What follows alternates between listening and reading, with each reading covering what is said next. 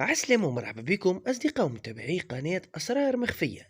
في البداية ما تنسوش تعملوا إعجاب للفيديو واشتراك في القناة باش يوصلكم كل جديد.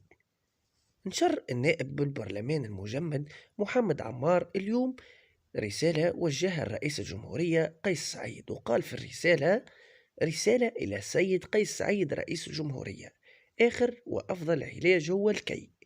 علاج الصدمات يأتي بالمواجهة والمصارحة. كن قليل الكلام مع جرد للواقع كما هو، مصارحة شعبية واسعة، تحميل مسؤوليات، واتخاذ إجراءات عملية لإنقاذ البلاد. المهم بالنسبة للمواطن المسألة الاقتصادية والاجتماعية. صارح المواطن بالوضع الاقتصادي والاجتماعي دون زيادة أو نقصان، وماذا تركوا من تخريب ممنهج وهدام بعدهم. الحلول لأي اقتصاد عالمي مهما كانت هيناته تبدأ مباشرة بعد المصالحة التامة مع صاحب الشأن، واللي هو الشعب، فالشعب صاحب السيادة.